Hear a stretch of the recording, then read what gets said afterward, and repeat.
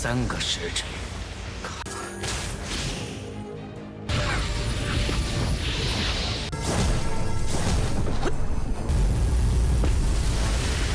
只能赌一把了。剑图万象，剑草。Halo semuanya, bagaimana nih kabar kalian? Semoga kalian dalam keadaan baik-baik saja, sehat selalu, serta dilancarkan rezekinya ya guys, amin. Pada kesempatan kali ini, kita akanlah melanjutkan tonggak dari Alchemy Supreme. Pada di episode sebelumnya, Petien benar-benar mengalami kegagalan guys. Gila, pertama kalinya Petien mengalami kegagalan. Tetapi ya, kegagalan ini dikarenakan oleh Zuran yang terus-terusan mencoba untuklah mengganggunya. Sudah pasti setelah ini dia akanlah mendapati ganjarannya. Kalau begitu langsung saja kita masuk ke dalam ceritanya. Setelah mengalami kegagalan, Xiao Yao sungguh begitu sangatlah kesal. Seharusnya ya dia menghabisi Juran lebih awal. Begitu juga dengan Suici dan Mu Ranxi benar-benar begitu sangatlah khawatir. Karena dengan kegagalan ini, dia akanlah tereliminasi. Sebab untuk kompetisi tersisa 4 jam saja. Penasihat juga sungguhlah penasaran dengan waktu yang tersisa, bagaimana cara dia menyelesaikan ini semua. Untuk Petien telah mengetahui dia tidak mempunyai banyak sekali waktu, maka dari itulah dia menggunakan teknik penutup jiwa, yang dimana ini sama seperti teknik akal ilahi. Dia bisalah mengetahui semua bahan-bahan yang dia butuhkan.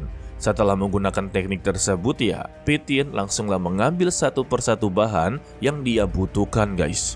Selagi dirinya mencari bahan-bahan, untuk beberapa peserta telah berhasil menyelesaikan tugasnya. Kembali kepada Petien, jika dia terus-terusan mencari seperti ini, akanlah memakan waktu yang begitu sangatlah banyak. Maka dari itu, dia akanlah menggunakan bunga tinta sebagai pengganti dari 2 raja obat. Tanpa babi but lagi, dia kembali mengeluarkan tungku alkimianya, serta memasukkan beberapa bahan. Penasehat juga sungguh benar-benar penasaran. Waktu yang benar-benar sangatlah mepet, bagaimana cara dia membuat pil dalam waktu yang begitu singkat. Kembali lagi kepada Petien yang sudah berada di tahap pertengahan, kini dia haruslah menghadapi yang namanya bencana pil. Dan untuk Zuran, dia telah berhasil menyelesaikan tugasnya. Dirinya kembali terkejut kalau Petien benar-benar begitu sangatlah beruntung. Namun ya, dia tetaplah menganggap Petien sebagai orang yang begitu sangatlah bodoh. Dirinya masihlah terobsesi dengan pil tingkat kelima. Padahal untuk sekelas dia, pil tingkat kelima sangatlah mustahil. Apalagi untuk menghadapi bencana pil dalam waktu yang tersisa seperti ini sangatlah mustahil. Wadidaw. Tetapi semua alkemis dibuat begitu sangatlah kebingungan. Tiba-tiba Petien melayang ke atas langit. Yang ternyata dia ingin menggunakan kekuatan petir langit untuklah mempercepat kekuatan pil. Bagi Juran, itu adalah sebuah tindakan yang sia-sia. Karena untuk petir api langit memiliki kekuatan yang tidak bisa ditebak sama sekali. Jadi maksudnya ya, tubuh dari Petien tidak akanlah mampu untuklah menahannya. Dan Zuran sangatlah berharap besar kalau Petien akanlah berakhir di sana. Dan jika itu benar-benar terjadi, dialah orang pertama yang akan mengambil api langitnya. Lalu mereka semua menyaksikan kehebatan dari Petien. Dia melakukan bentrokan kekuatan dengan petir langit.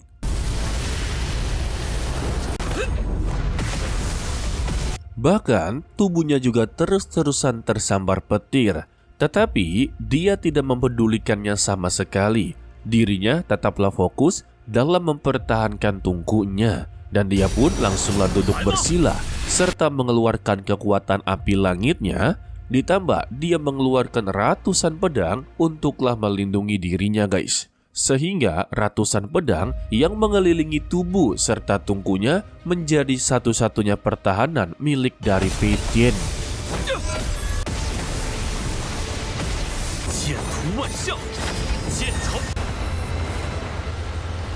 Tetapi sayangnya, bencana pil atau petir langit sungguh tidak bisa diprediksi. Pitien terus-terusan mendapati serangan.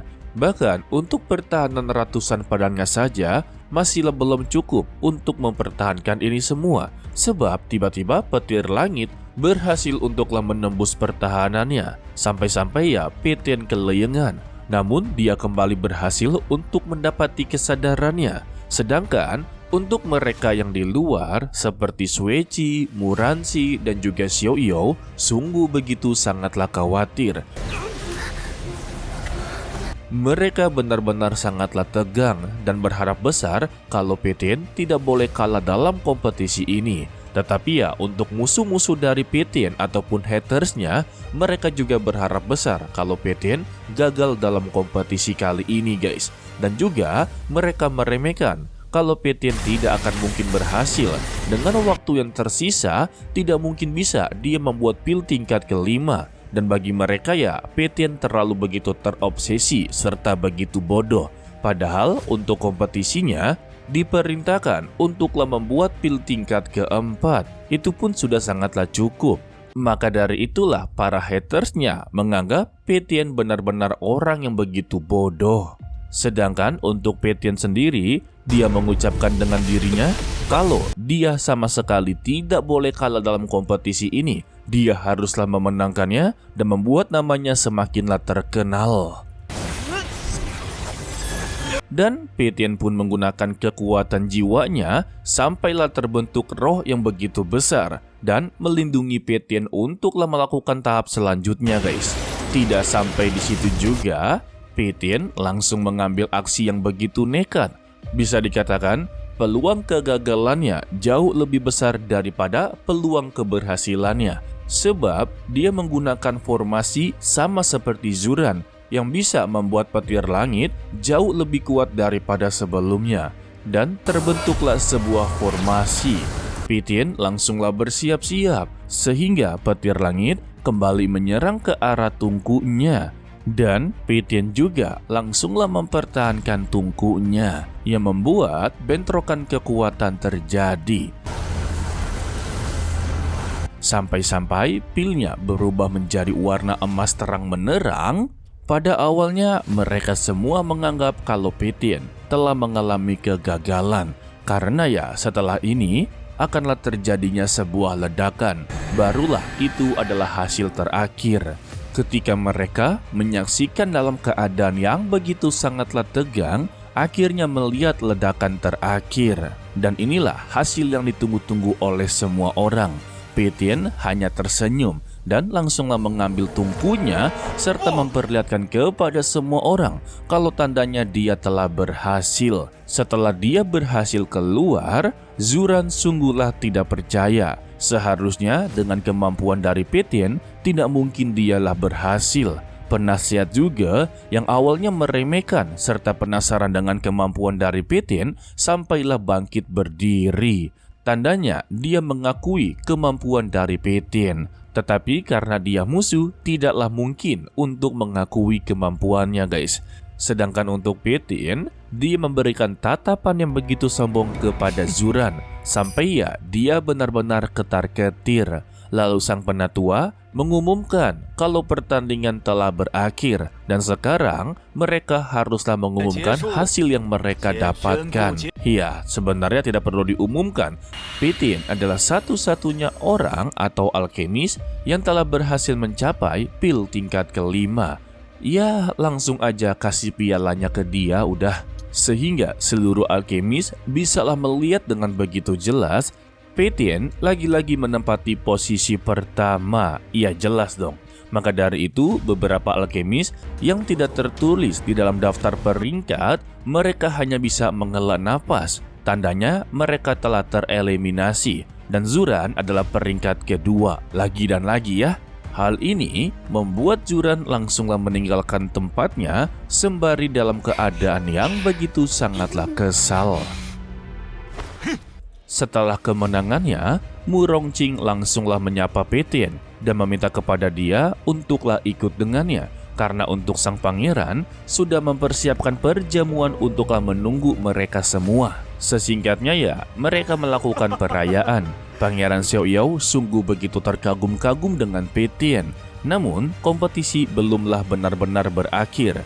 Tersisa satu langkah lagi, maka mereka akanlah mengetahui siapa pemenang terakhir. Atau sebut saja, Peitian telah memasuki Grand Final. Dan Pangeran Xiaoyao meminta kepada mereka semua, terutama untuklah Peitian, berhati-hati. Sebab dia telah menemukan persengkongkolan atau kerjasama antara Gua Harta Roh dan Istana Api Ling. Jadi untuk berjaga-jaga keamanannya, Peitian dipersilakan atau ditawarkan untuklah tinggal di kediaman pangeran sementara waktu. Dan Peitian menerima tawaran tersebut. Tetapi secara tiba-tiba, Pangeran Xiaoyao mendapati panggilan kalau sang kaisar telah mengalami sakit. Kebetulan di sampingnya ini adalah Peitian, jadi dia meminta bantuan kepadanya untuk membantu menyembuhkan sang kaisar. Dan Peitian angguk-angguk kepala. Dan kita bersambung untuklah dilanjutkan part berikutnya, yaitu Jumat minggu ini. Mimin ucapkan terima kasih kepada kalian yang telah menonton sampai akhir. Pesan dari Mimin, tetaplah menjadi orang yang baik, walaupun itu sangatlah sulit. To be continue, sampai jumpa di video berikutnya. Bye-bye.